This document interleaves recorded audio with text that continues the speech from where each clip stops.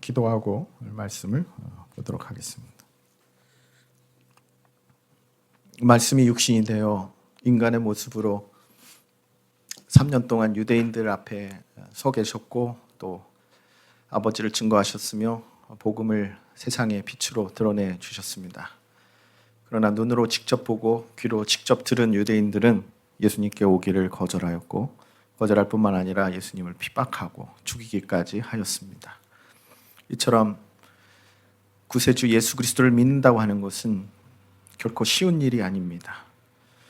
성령님 오늘 저희에게 이 불가능한 일을 가능케 하시고 예수 그리스도를 겸손히 믿을 수 있도록 도와주셔서 유대인들처럼 사람의 영광을 구함으로 잘못된 길을 선택하는 어리석은 자들이 이 가운데 없을 수 있도록 도와주시며 오직 성령님께서 우리의 눈을 밝혀주시사 예수님의 말씀이 다 참이며 예수님의 증거가 그분이 하나님이시며 메시아이심을 드러내고 있는 그 놀라운 사실을 가감없이 어린아이처럼 믿을 수 있는 우리 모두가 되게 하여 주시옵소서. 입술의 모든 말과 우리 마음의 묵상이 주님께 연락되기를 원하오며 예수님의 이름으로 기도하옵나이다. 아멘. 네, 오늘은 31절부터 47절 요한복음 5장 말씀입니다. 많은 설교자들이 스킵하는 부분입니다. 솔직히 말씀드리면 선호하지 않는 그러한 부분입니다. 그러나 복음의 아주 핵심이 되는 그러한 부분이고 이거는 성경 저자들이 기록한 말씀이 아니라 예수님께서 직접 자신에 대해서 말씀하신 부분이기 때문에 우리가 더 감사하게 받아들여야 될 부분이라고 생각을 합니다. 38년 된 중풍병자를 고친 것이 안식일 날 있었다는 이유로 유대인들은 이 사람은 절대로 메시아일 리가 없다. 이 사람은 절대로 진실을 말할 리가 없다. 안식일에 이러한 일을 하는 사람이 어떻게 메시아일 수가 있는가. 그러면서 아버지께서 일하시니 나도 일한다. 이렇게 아버지와 자신을 동등히 여기신 예수님을 미워할 뿐만 아니라 죽이려고 하였습니다. 이처럼 잘못된 방향으로 우리가 길을 달려가기 시작하면 돌아설 겨를도 없이 아주 극단적인 반대 방향으로 계속 달려가게 되는 것이죠. 그래서 예수님은 오늘 본문의 말씀인 31절부터 47절까지 자신에 관해서 이제 증거를 하십니다. 수많은 표적과 증언에도 불구하고 나를 거절한다면 너희들은 내가 포기하겠다. 그리고 내가 다른 사람들에게 가겠다. 다른 이방 땅으로 가겠다 하면 그만이에요. 그렇지만 예수님은 포기하지 않으십니다. 그럼에도 불구하고 이들이 진리의 말씀으로 돌아오길 원하시기 때문에 예수님은 계속해서 34절에 보시면 이 말을 하는 것은 너희로 구원을 얻게 하려 합니다. 계속해서 긍휼히 여기시고 은혜로 모든 사람을 동일하게 대하시며 이들에게 계속해서 기회를 주고 계시는 것을 볼 수가 있습니다. 노아의 방주를 통해서 홍수로 심판하시기 전에 120년의 유예 기간을 주신 것처럼 예수님은 끊임없이 모든 사람에게 기회를 주시고 또 사랑으로 진리를 선포해 주시는 것이죠. 그러면서 내가 나 자신에 대해서 증언하면 내 증언은 참되지 아니한다. 이렇게 31절에 말씀을 하십니다. 왜 예수님 말씀을 믿어야 되는가? 예수님 말씀이 진리라는 증거가 어디 있는가? 하나님이신 그분이 육신이 되어 내 앞에 서 있는데도 우리는 그것을 영적인 소경이 돼서 깨닫지 못한다는 것이죠. 증거를 수없이 보여주셔도 또 증거를 요구하고 또 표적을 요구하며 불신한다는 것입니다. 타락 이후의 모든 인류는 이처럼 우리가 영적인 소경이 된 것입니다. 두 눈을 뜨고 우리가 다 보고 있다고 생각하지만 하나님께서 보여주시는 것들은 하나님의 눈을 통해서만 볼 수 있기 때문에 하나님의 은혜는 우리가 하나님의 것을 하나님의 것으로 인식하고 보고 믿을 수 있는 것이 진정한 하나님의 은혜라는 것이죠. 그래서 그렇게 하지 않으셔도 되는데 예수님께서는 자신 스스로를 유대인 반대자 앞에 법정으로 끌고 가셔서 증인을 출석시키십니다. 증인들의 증언을 저들이 결국 불신할 걸 알고 계시지만 그리고 그들이 왜 이런 분명한 증언을 무시하고 끝까지 믿지 않는 죄를 범하고 있는지 그들의 완악함과 교만을 다 알고 계시지만 그럼에도 불구하고 예수님께서는 인간의 영광을 구하지 않으시기 때문에, 하나님의 영광을 구하기 때문에 하시는 모든 말씀과 또 하시는 모든 사역이 오직 아버지의 영광에 관한 것이기 때문에 이렇게 자기 자신을 법정으로 이끌고 가십니다. 그러므로 본문의 주제는 믿음과 불신앙의 증거가 무엇인가? 우리가 믿는다면 왜 믿을 수 있는가? 그리고 안 믿는다면 왜 안 믿는가? 이러한 사실들을 유대인 반대자들을 통해서 우리에게 보여주십니다. 다시 한번 말씀드리지만 법정에서 증인의 출석 매우 중요합니다. 또 유대 문화 속에서는 신명기 19장 15절에 의거하여서 두세 사람의 증인이 필요하다 그랬습니다. 사람의 모든 악에 관하여 모든 죄에 관하여는 한 명의 증인으로만 정할 것이 아니요 두 증인의 입으로나 또는 세 증인의 입으로 그 사건을 확정해야 한다. 이렇게 모세의 율법이 이야기하고 있습니다.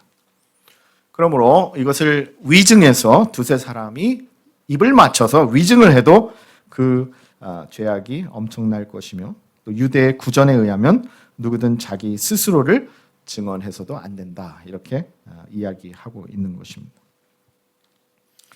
우리가 18절에서 이미 보았습니다만 유대인들은 예수님을 죽이고 싶어하는 상태입니다. 미워하는 사람입니다. 그 사람이 법정에 섰습니다. 그러면 그 사람의 말하는 것이나 그 사람이 불러들이는 증인도 별로 신빙성이 없어 보이고 또 그것이 사실이 할지라도 그것을 믿고 싶어 하지 않을 것입니다.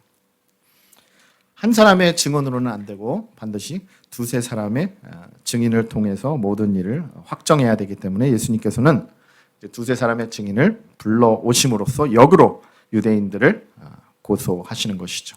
오늘 우리 시스템으로 따지자면 이제 무고죄로 유대인들을 고소하시는 것입니다. 예수님의 신성을 증명할 수 있는 증인은 어려운 선택이죠. 이거는 우리가 하는 재판과는 다릅니다. 가장 좋은 증인은 이제 성령님이 되시겠죠. 왜냐하면 성령님은 진리의 영이시기 때문에. 그러나 아직 성령님이 오시지 않으셨습니다. 이 당시에는, 5장의 당시에는.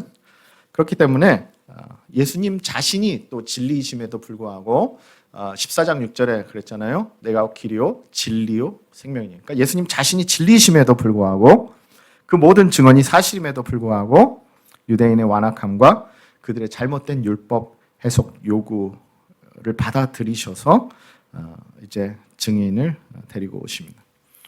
그래서 오늘 말씀 본문에는 5명의 증인이 등장합니다. 그래서 제가 좀 쉽게 성도님들을 통해서 설명을 드리자면 이제 5명의 증인이 나옵니다. 그래서 5명의 증인을 우리가 하나씩 살펴보도록 하겠습니다. 첫 번째 증인은 세례 요한이죠. 세례 요한 35절 말씀을 보니까 요한은 켜서 비치는 등불이라 너희가 일시 그 빛에 즐거 있기를 원하였거니와 이렇게 말씀하고 있습니다.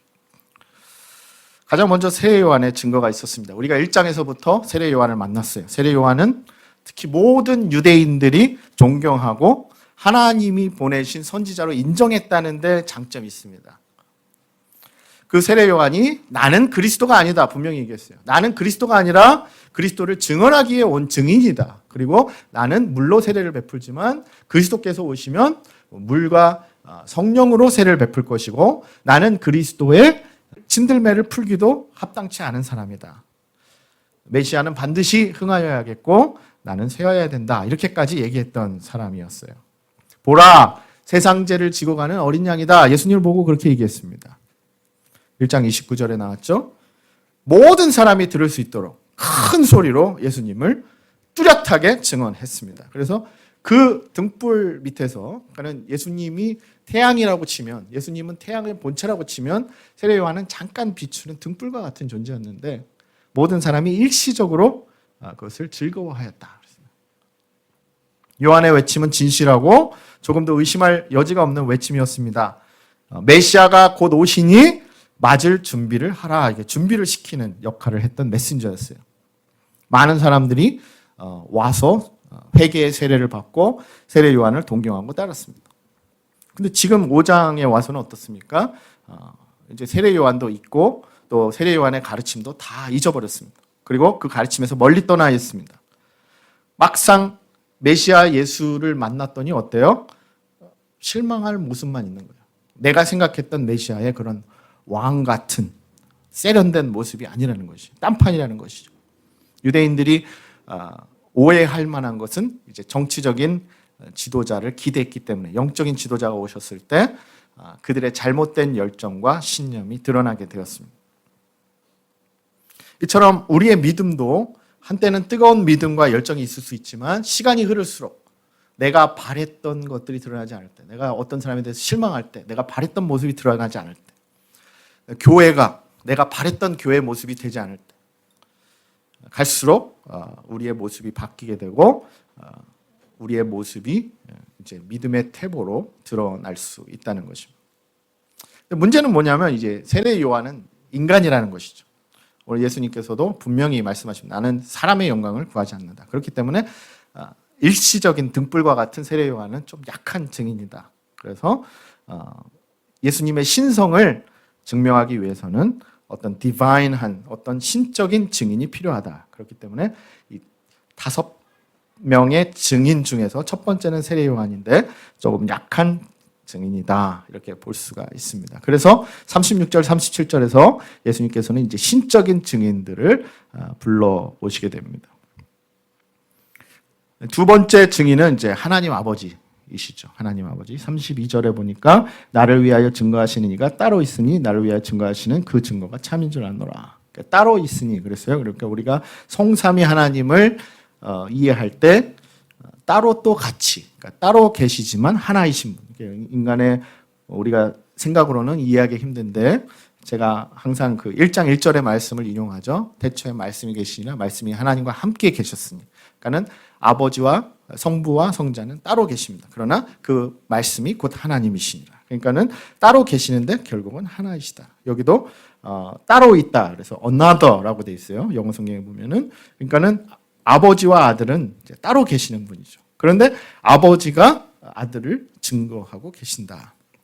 그 대표적인 그 증거가 뭐가 있습니까? 예수님께서 세례 요한에게 세례를 받으실 때 마태복음 3장에 보면 물 위에서 올라오실 때 하늘이 열리고 하나님의 성령이 비둘기같이 내려 자기 위에 임하심을 보시더니 하늘로부터 소리가 있어 말씀하시되 이는 예수님은 내 사랑하는 아들이요 내 기뻐하는 자라 증언해 주신 거죠.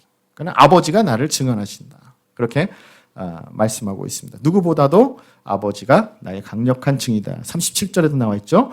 또한 나를 보내신 아버지께서 친히 나를 위하여 증거하셨느니라. 너희는 아무 때에도 그 음성을 듣지 못하였고 그 형용 보지 못하였으며 말씀이 너희 속에 거하지 아니하니 이는 그의 보내신 자를 믿지 아니함이로라. 세 번째 증인은 그래서 예수님께서 하시는 일이 되겠습니다. 하시는 일. 우리 요한복음을 지금 5장까지 보셨으니까 예수님께서 하시는 일을 요한복음에는 뭐라고 기록하고 있죠? 표적이라고 기록하고 있습니다. 표적. 그래서 7개의 표적을 요한이 선택해서 우리에게 보여주고 있어요. 첫 번째는 2장에 나오고 있는 물이 포도주로 변한 사건. 두 번째는 4장에 나오는 왕의 신하의 아들을 고치신 사건. 세 번째는 역시 그 베데스다의 38년 된 중풍병자를 고치신 5장의 사건. 그 다음에 네 번째는 오병이어의 사건 우리가 다음 주에 보겠습니다. 또 같은 장 6장에 나오는 무리를 거르신 사건 다섯 번째. 그 다음에 여섯째는 9장에 나오는 나면서 소경된 자를 고치신 것. 그 다음에 일곱 번째는 11장에 나오는 죽은 나사로를 나흘 만에 살리신 사건. 이 표적들을 왜 보이셨는가? 그러면 이 기적에 우리가 매몰되지 않기 위해서. 와, 놀라운 기적이구나. 여기서 이야기가 그치면 안 된다는 것입니다. 왜냐하면 표적인 것은 그것이 보여주는 것이 무엇인가? 이분은 하나님이시다. 이분은 메시아시다. 예수님은 누구신가? 라는 질문을 우리가 꼭 해야 된다 그랬어요. 그래서 36절에 보면 이것은 요한의 증거보다 더 큰 증거다. 예수님이 하시는 하나님의 사역은 요한보다 더 큰 증거다. 하나님 아버지께서 보내셔서 이루게 하신 일을 예수님께서 하고 계십니다. 다른 복음서에서는 이제 공생애에 초점을 맞추면서 복음을 소개하고 있지만 요한복음은 예수님의 하나님의 아들이심을 표적과 선포를 통해 증거하고 있다 그랬습니다. 36절, 37절을 보니까 내게는 요한의 증거보다 더 큰 증거가 있으니 아버지께서 내게 주사 이루게 하시는 역사 곧 내가 하는 그 역사가 아버지께서 나를 보내신 것을 나를 위하여 증언하는 것이요 또한 나를 보내신 아버지께서 친히 나를 위하여 증언하시는 것이니라. 하시는 일을 보면 알 수 있다는 것이. 그래서 이 하시는 일이 모두가 다 아버지께로부터 왔다는 것을 증거하고 있다는 것입니다. 신적인 활동을 통해서 아들을 보면 아버지를 볼 수 있다는 것입니다. 우리 인간의 삶에도 그렇잖아요. 어떤 사람을 보면 그 부모님을 볼 수가 있습니다. 자녀들을 보면 부모님을 볼 수 있습니다.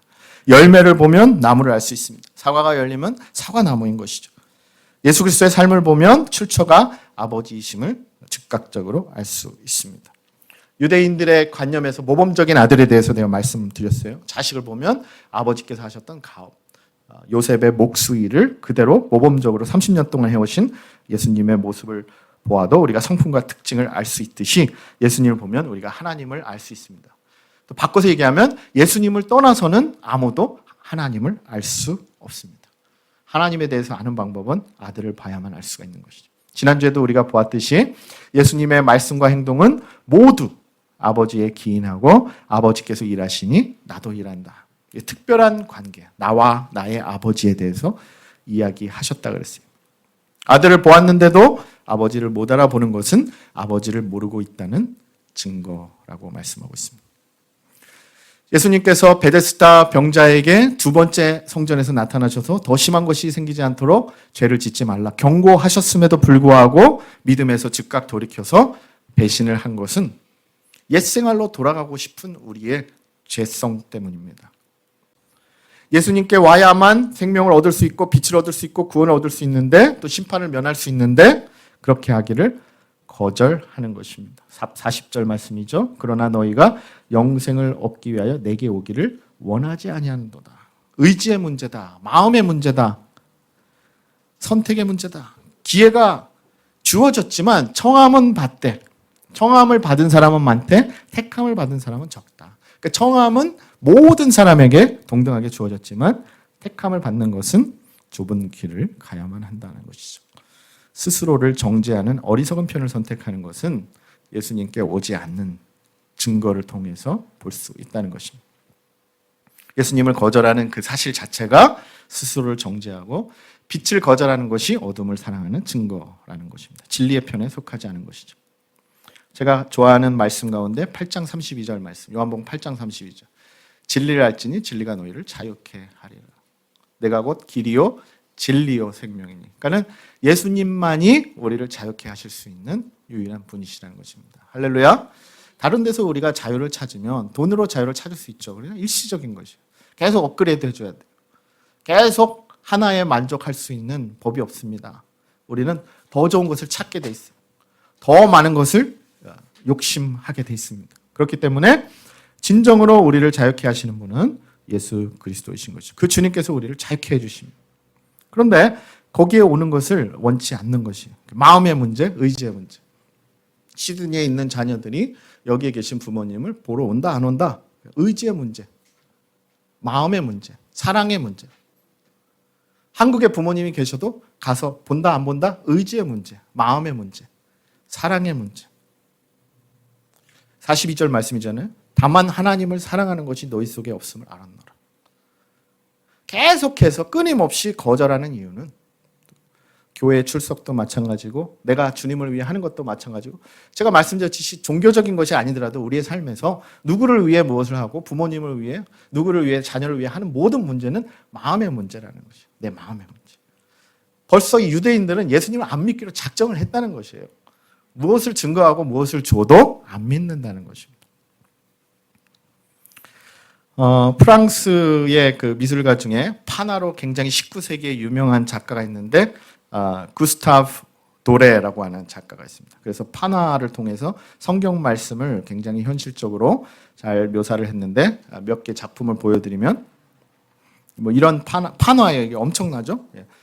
프랑스의 19세기 판화 작가 폴 구스타브 도레인데 혹시 무슨 성경의 이야기인지 아시겠습니까?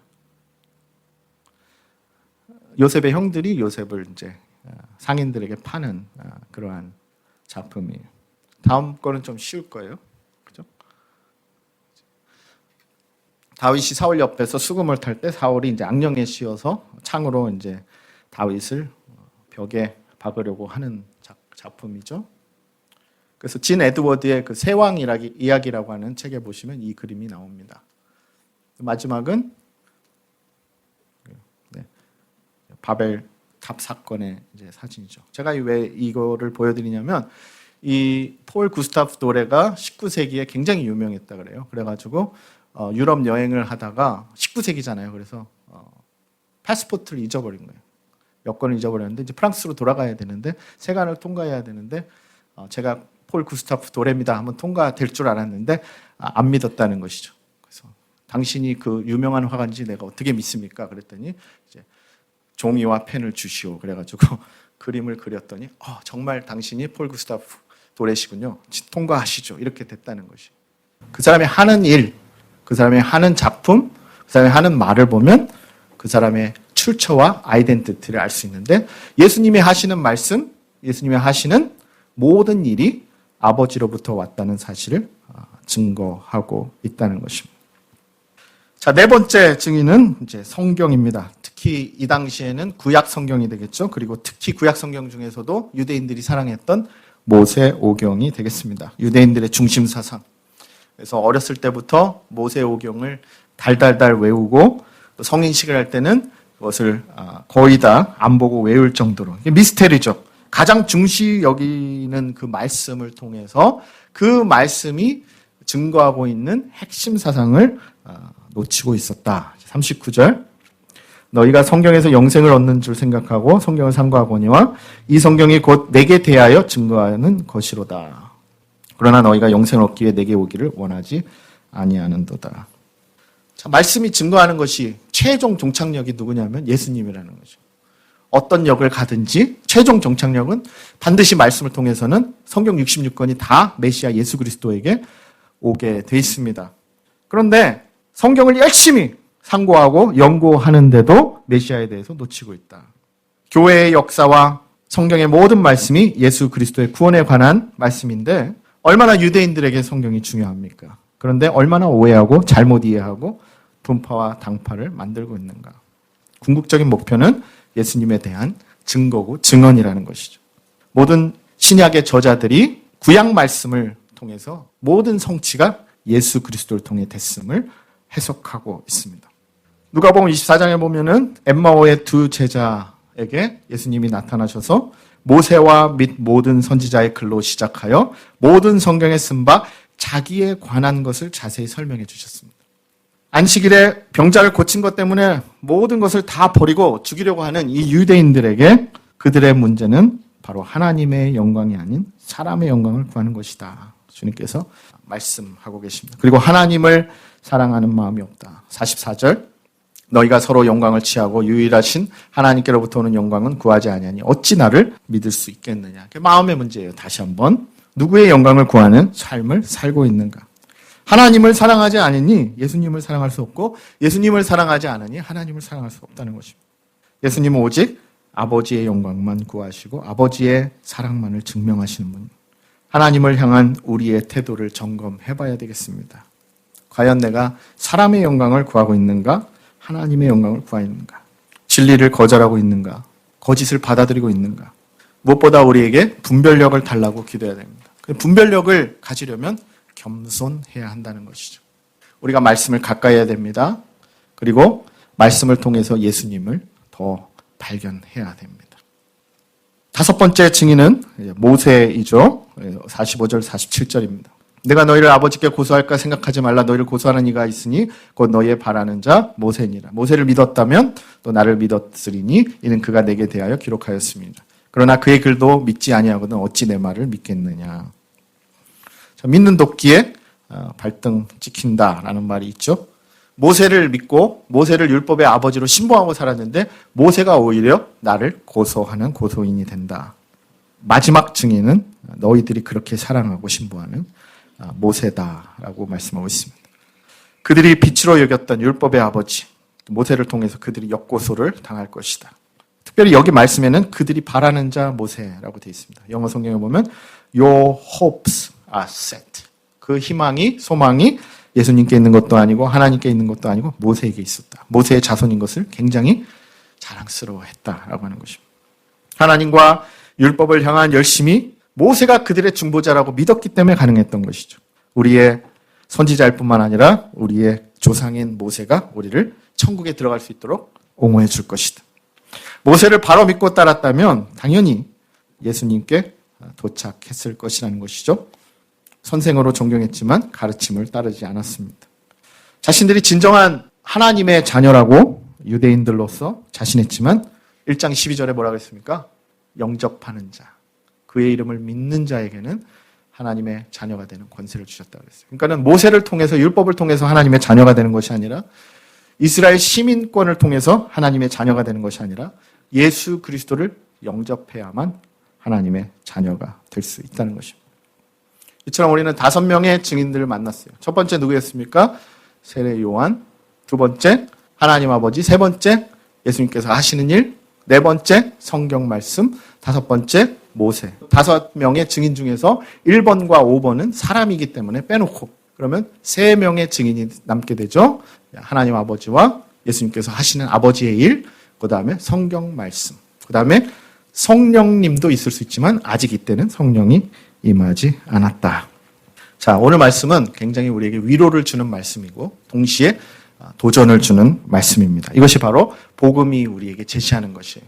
너무나 많은 증인들과 증언이 있습니다. 예수님은 하나님이실 뿐만 아니라 메시아이십니다. 예수님을 믿는 것이 우리에게 확신과 평안과 기쁨을 줍니다. 그러나 우리에게도 불신과 오해가 있는 것입니다. 믿는다면서 실상은 불신하고 열심을 하지만 잘못된 방향으로 갈 때가 있습니다. 특히 내가 원하는 증언이 아닐 때, 내가 원하는 메시아의 모습이 아닐 때 우리는 쉽게 잘못된 방향으로 돌아서게 됩니다. 예수님의 신성은 또 아버지와의 관계는 복음의 핵심 가치입니다. 요한이 계속해서 말씀을 통해서 우리에게 증언하는 것은 여러분에게 예수님은 누구이십니까?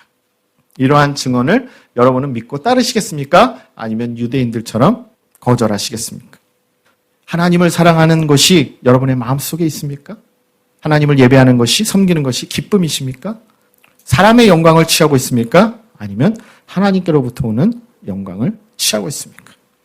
오늘 말씀을 통해서 우리는 예수 그리스도를 새롭게 발견하기를 원합니다. 그리고 겸손한 마음으로 의지와 우리의 사랑을 다시 예수님께 돌려드리기를 원합니다. 그것을 통해서 우리의 마음이 온전히 하나님께 향하고 가장 중심이 되셔야 하는 예수님을 빼놓고 열심 있는 행위와 영광을 강조하는 잘못된 믿음, 자기의 의, 이러한 것들을 내려놓고 겸손하게 예수님을 하나님의 아들이신 구세주로 믿고 인격적으로 영접하는 저와 우리 모든 성도님들이 되시기를 주님의 이름으로 축원합니다. 기도하겠습니다. 하나님 아버지, 예수님을 보내주셔서 감사합니다. 요한을 통해서 이것을 기록해 주심으로 예수님이 철저히 아버지와 하나 되시는 하나님이심을 보여주셔서 감사합니다. 저희도 예수님처럼 아버지께 영광이 되는 삶을 살기를 원합니다. 예수님처럼 사람의 증언을 갈망하는 자가 아니라 하나님의 증언, 또 하나님의 일을 갈망함으로 주님께서 친히 증거해 주시고 말씀을 따라 순종함으로 예수 그리스도를 닮아가는 증인의 삶을 살아가기를 원합니다. 오직 우리 사랑하는 예수님을 인격적으로 영접하는 우리와 사랑하는 우리의 가정이 될 수 있도록 도와주시사, 유대인들처럼 완악하고 교만하고 잘못된 것을 결정하는 마음으로 예수님을 밀어내지 않도록 도와주시옵시고, 기회를 주셨을 때 그 살아계신 말씀을 진리로 받아들이며 영생의 길로 옮겨질 수 있는 축복된 주님의 백성들이 되게 하여 주시옵소서. 예수님의 이름으로 기도하옵나이다. 아멘.